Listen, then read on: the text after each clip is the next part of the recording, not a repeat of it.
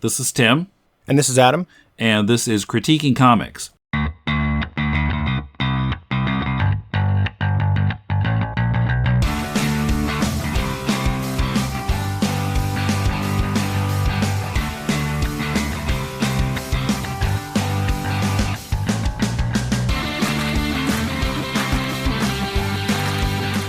Welcome to Critiquing Comics. This is Tim in Tokyo with Adam in Nagoya. How are you? I probably shouldn't say this on mic or on the air, but I'm having a little bit of pain in my shoulder because I jumped the line and I got my first COVID vaccine yesterday.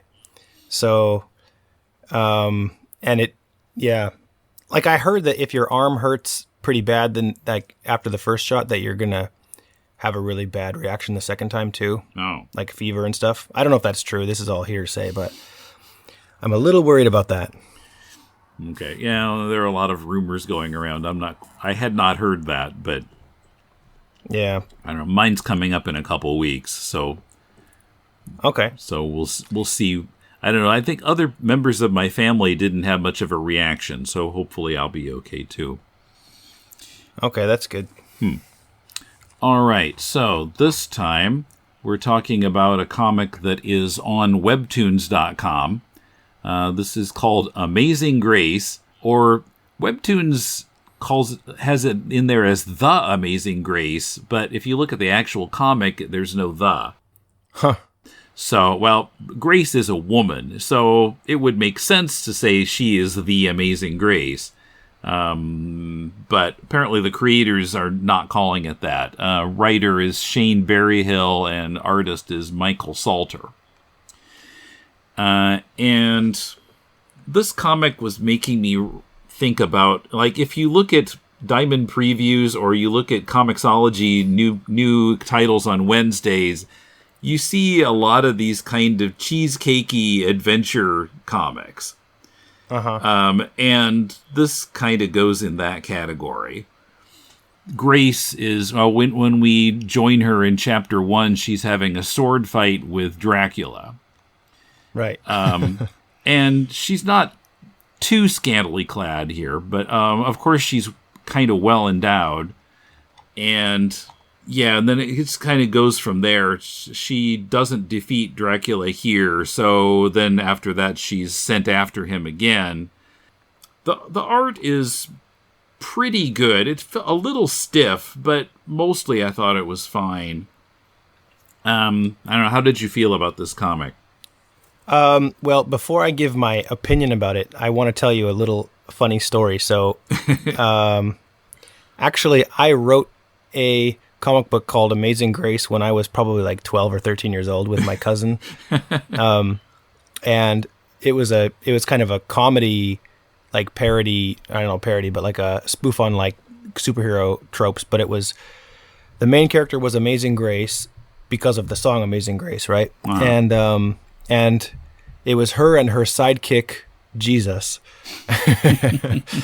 And they were fighting against like these evil clergy from the Catholic Church. So there was like Monsignor Mayhem and the Dastardly Deacon. And I think like the ultimate bad guy was just called the Cardinal.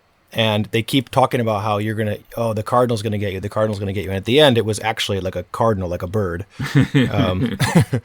But it was just like a very like inspired by Mad Magazine, that kind of thing that my cousin and I made. So when I saw this title, I was like, oh, somebody stole my idea. But this is very, very different from anything I would have made. So yes. But yeah, my opinions on the book is, yeah, I sort of agree with you. It is very, very much in that kind of adventure genre. It's very kind of shamelessly genre style comic.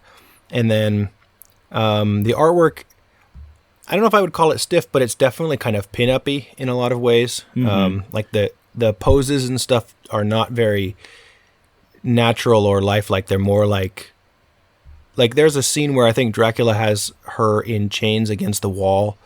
Yeah. And she's like kind of gripping the wall and looking over her shoulder. And so there's a few scenes like that just, yeah, it reminds me a lot of like Lady Deathstalker or something like that. Like old kind of like that. Yeah, kind of pulp horror or whatever kind of stuff. And like you said, she's not necessarily always scantily clad, but for a book that has predominantly female characters and very few males, they're almost always dressed, like even when it's only just a bunch of women together, they're all dressed with like these swooping, necklines and like bikinis and stuff like that. And so it's very much, kind of pushing that, sexy, buxom Amazon warrior kind of thing. Yeah. Well, I will say though this, I don't really read a lot of things on Webtoon or Tapas or any of those like apps for reading comics, but actually this made me kind of think about that as a format, like as its own unique kind of format, because it puts certain constraints on you as an artist and as a writer. It's not, you don't have the whole page to have like a grid and tell your story in that way. You don't have the drama of going, from one page to the and turning to the next one to have like a reveal or something like that. So the way that you tell the story and the beats have to be very different. I could imagine if you were used to, structuring a story on pages like that, it would be really different when you're doing a panel at a time. And I think also as a writer, the whole point of Webtoon and things like that is it's supposed to be easy to read on a phone. And I did read this on my phone, and it was really smooth experience. I didn't feel like the words were too small, or, it read very easily, very smoothly. So in that regard, I think, you have to be aware of that. I think when you're writing something, if you have too many words for the panel, or if your words are too small, it would ruin the experience. So I did like that aspect. I think both the artist and the writer are really keenly aware of the format that they're doing this in, and they do a really good job of executing it in that way. Although, now I'm not sure if it's completely related to the format or not, but so what's up there is so far just 5 chapters. And chapter 2 and 3, I felt the end of the chapter didn't have as much impact as it should have. So, in the second chapter, Grace has gone to the prophetess, who's this woman who is wearing a really low neckline and is some sort of monarch. I'm not sure. And then there's also this woman in armor, Justica, and of course the armor has boob plates on it, which would be really impractical for actual armor for women. So at the end of the chapter, the prophetess tells them, talking about Dracula, Dracula is the Prince of Darkness. By nature, he's the greatest of deceivers. And that is why I want you and Justica to work together and slay him. And it just felt like that bit was a little too kind of abrupt and didn't have the impact that it should have.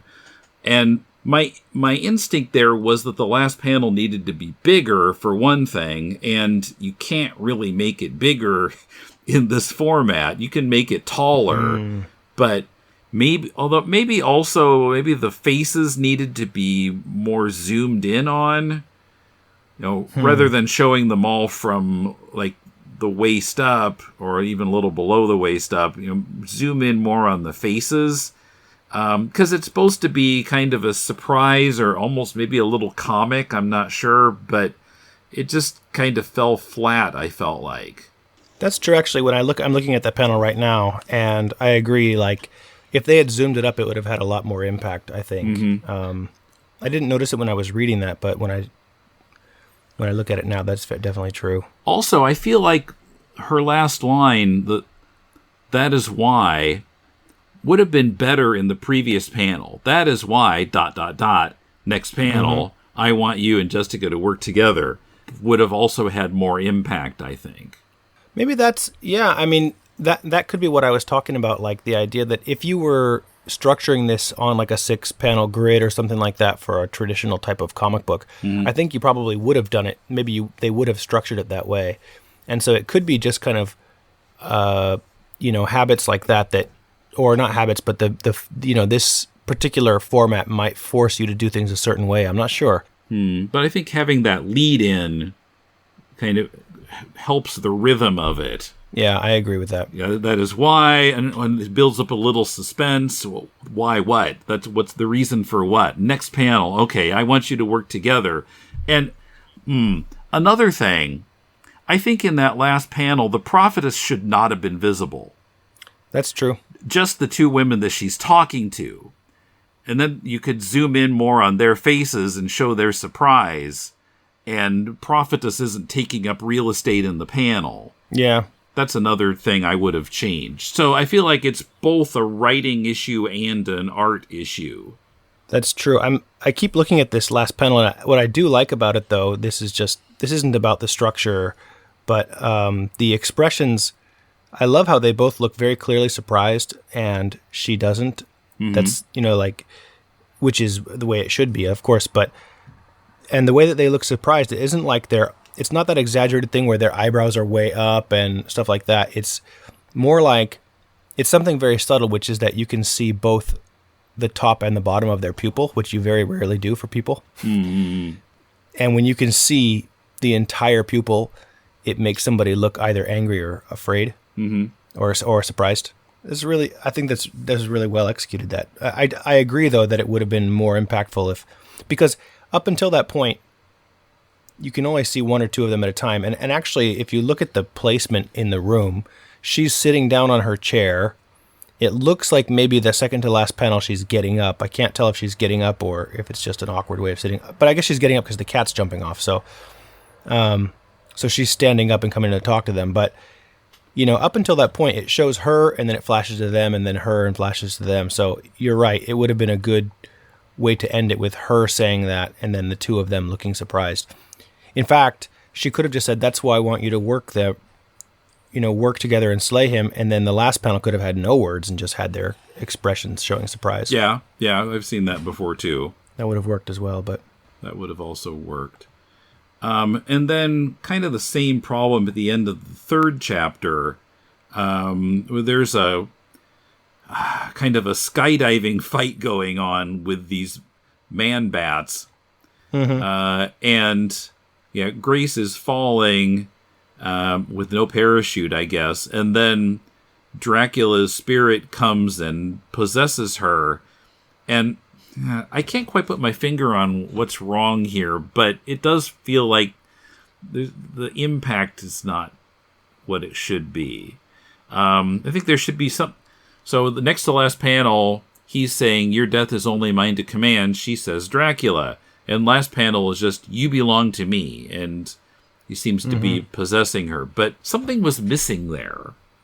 Yeah, I did notice that. When I was reading through it, I felt like it didn't have a punch. Like it was setting up for a punch and it didn't really get it. And so in that way, I think that this comic book, the whole time, it was really smooth reading experience and it kept me going along, but it never really hooked me and made me feel like I really want to keep going. It was just, like I said, it was a really smooth reading experience, and so the storytelling and the art is accomplished enough that it makes you, kind of go along with the flow very well. Mm-hmm. But I don't think that it's lacking some major beats like that where you can say, okay, this is what's happening and this is really exciting. And one way this might have been different would be just like what I was suggesting for the previous chapter. If Dracula is starting a sentence in the next to last panel with an ellipsis and then kind of hitting the "you belong to me" in the last panel.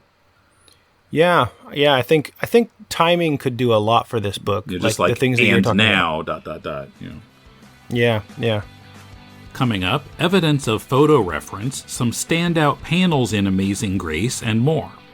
Don't forget you can help to unlock classic early episodes of Deconstructing Comics, help me return all the old episodes to this podcast feed, and at the $4 level, get access to hours of additional full-length podcasts. At the $10 level, you can review the book of your choice with me on Deconstructing Comics. Support this podcast and our other shows at patreon.com/deconcomics. Or you can send a one-time donation via PayPal to mail@deconstructingcomics.com. We appreciate your support.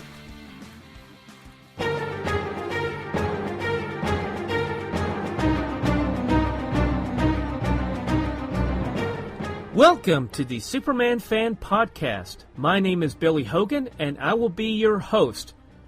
Before we begin our journey through the time barrier, please ensure that your red indestructible capes are securely fastened around your necks so that we may all travel safely into the past to explore the Silver Age adventures of the Man of Steel in the pages of Action Comics, Superman, Superman's pal Jimmy Olsen, Superman's girlfriend Lois Lane, and World's Finest Comics.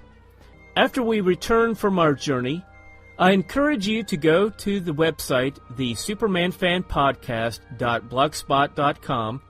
I look forward to have you join me each week to explore the Silver Age adventures of the Man of Steel. What did you make of the 5th chapter? The final chapter that's up on the site as we're recording this is short and, to me, baffling. I feel like it's sort of a placeholder almost, like we're going to have a comic here soon, almost kind of thing, because you're right, I don't know, like, first of all, the first panel is a direct copy of the first panel from episode 2, I think. Mm-hmm. It's just that, establishing shot. And then... So is the next panel, the I Must See the Prophetess panel. I think that's directly copied. Yeah, you're right. Yeah, and then the last one... Because at first I thought I was reading a rerun. Yeah, I did too. I definitely did too. And then I see this giant tiger creature. I wonder if they were alluding to it in the past because there's all these white cats throughout the story, but not really. Not enough for anybody to really know what's going on. But you're right. It is baffling because... Yeah, she's surprised, but I'm not sure why. Yeah. Is it because the white tiger creature is there, or did she catch them, in the middle of the act? It doesn't look like it, but they're both kind of half undressed. Who can tell? Maybe, or something else. I'm just not quite sure what her surprise is about. Yeah, and the prophetess looks surprised as well. To be walked in on. So I don't know. Yeah, like I said, I feel like this is just a placeholder so that they can say, hey, look, there's going to be this weird tiger creature coming into the story. But they haven't actually got that far yet, perhaps. I don't know, but... Yeah, I think maybe it's meant to be a coming attraction, but... Yeah. But, yeah, I just found it puzzling. I think that this prophetess, she obviously with the white eyes and the white hair... And even the kind of the neckline and stuff, she definitely reminds me of Storm, 80s era Storm. Yeah, Caucasian Storm. Yeah, exactly. Post Mohawk Storm, of course. Yeah, or pre Mohawk. Yeah, that's true. I guess both. I think if you took the main character and you put her face in that character's line, you'd just have Storm, because the main character is a little bit darker complexion, but I do, looking at this now though, the background, it almost looks like a Cezanne painting or something. I'm not sure what that's supposed to be. I guess it's supposed to be artwork on the walls, but yeah, I kind of like that in a way because everything else is so tight. Like you said, it's borderline stiff, but basically like the way everything is framed up, it's very tight. The lines are all really, precise and stuff, and then you see something in the back that looks more loose, so it kind of creates this, I don't know, almost like your eyes focusing on one point and everything else blurs out, like the way a camera focuses and stuff. So yeah, but I think that definitely this artist has studied anatomy. I mean, look at that, like that last panel with the tiger, his elbow and the elbow bone coming through there, and the kind of swoop of the back, like you can tell he definitely knows how to draw faces and bodies. I was wondering how much photo reference he might be using. Sometimes that can lead to stiffness in the art. Yeah, it could be. It could definitely be. Because, I mean, these definitely look like they were done digitally, at least to me. Which, if it's digital, you could easily put a photo reference and just draw right on top of it and then kind of do stuff to make it more... you can abstract it after that. But I don't think that's what's going on here. But he definitely could be using references from something, because the anatomy is very precise in a lot of these. But yeah, there's not very much here yet. Like I said, it's only 5 chapters, and the last one is basically a coming attraction. So Yeah. I'm not quite sure where the story is going. There was a suggestion in the 4th chapter that Grace herself is like not understanding what her actual situation is, because he's starting to say, you are not this, you are not that, and then the other woman comes in and kind of rescues Grace, and Grace kills Dracula, so he never gets a chance to finish his sentence. But it seems like there are some secrets to be revealed later. Yeah, maybe. I can't tell if there's a through line through this or not, if there's like something that's going to carry it all through, or if it's just kind of like a creature of the week adventure story.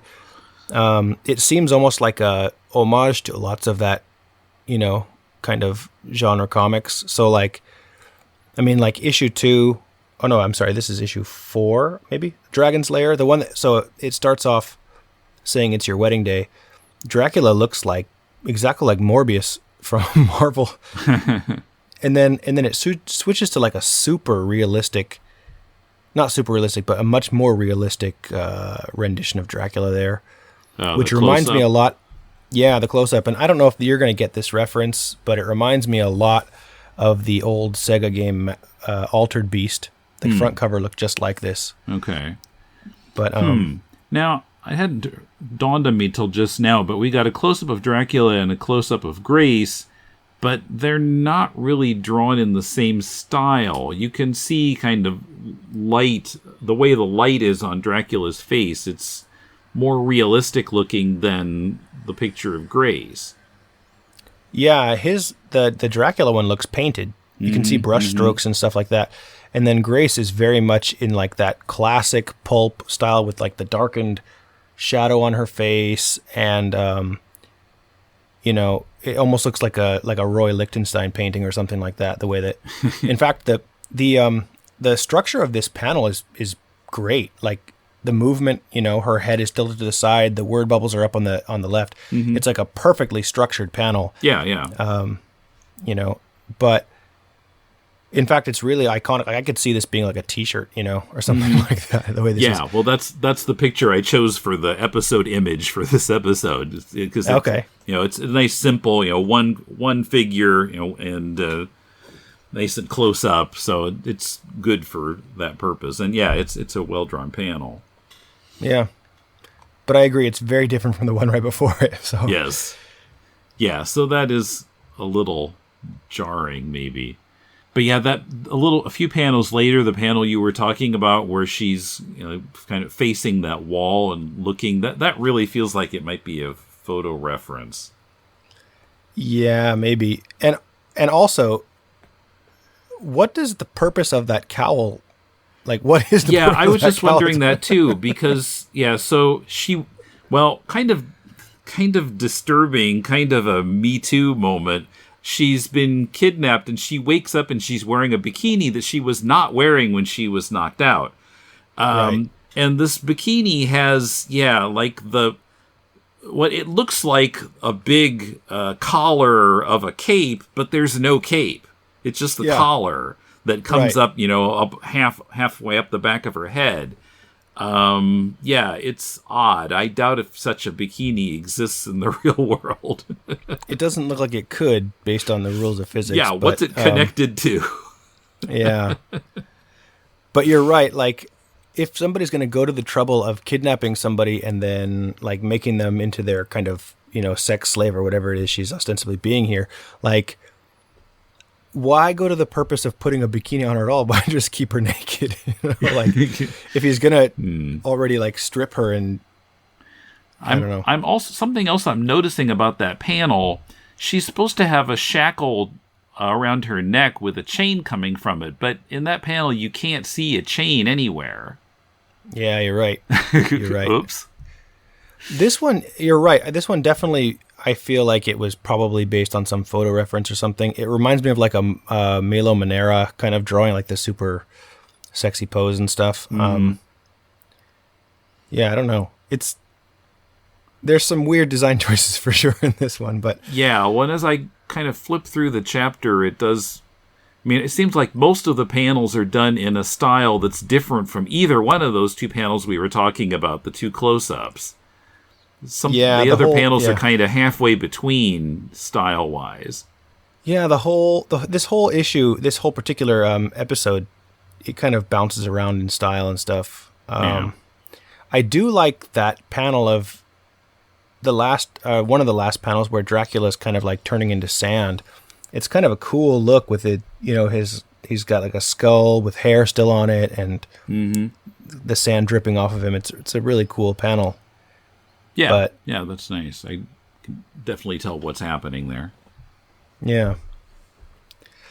Yeah, I mean, overall, like, I'm a hard sell for this kind of thing just because it's definitely not my, doesn't fit my tastes in particular. Yeah, same here.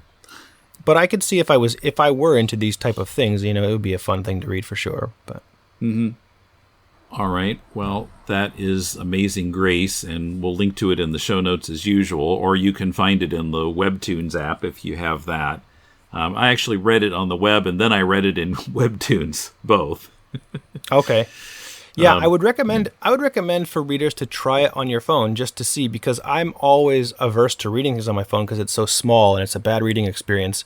But I think this is well done. Like, I think Webtoon, Tapas, those ones that are kind of made specifically for mobile and not for like tablets, they do it really well. It's really easy to read. And that's probably the best way to read when you're on the subway or something, because you can just kind of, it's not big and conspicuous, it's easier than reading what was meant to be a print comic in Comixology, where you, on your phone, you're like turning it sideways for some panels so you can see what the words say, and because the artists don't seem to think about Comixology when they're drawing, and they have, panels that are tall, panels that are wide, and right. But right. yeah, this, you don't have that problem. You just scroll. So yeah.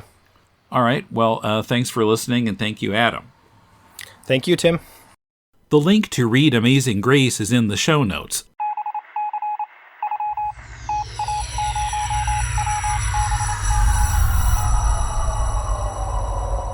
It's CCP In Touch, where we hear from, well, mainly the people whose comics we've reviewed. In Critiquing Comics 197, we reviewed Kurt Trick's Galacto Pit Fighter. Here's his reaction to our review. Oh man, awesome review. It is always interesting to hear what people get from my work. The last page that was an info dump actually wasn't supposed to be included in the PDF. I forgot it was there. I put it in for reference for myself and for the copyright process initially. It is strange, when I wrote the story, I thought it was just going to be slightly goofy and violent. Then I drew it, and looked at what I'd drawn, and I said to myself, oh God, what have I done? The next issue will explain the plot more clearly and will be set in California in 1985. I'm planning on getting into more concepts about physics and black holes. Not the next issue, but in future issues I do plan on Gretchen having flashbacks to her family life and explaining what was going on with her father. It is basically going to be about Gretchen's mental conflict over loving and hating her abusive family. At least that is my ambition with the character.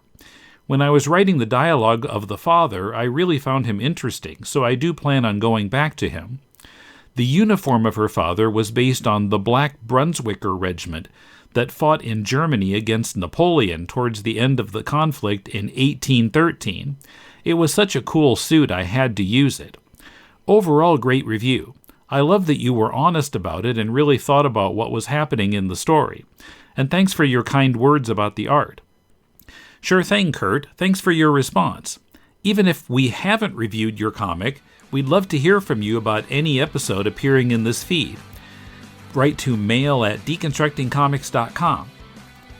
Also, you can help Critiquing Comics, Deconstructing Comics, and all our podcasts by joining us on Patreon at patreon.com/deconcomics.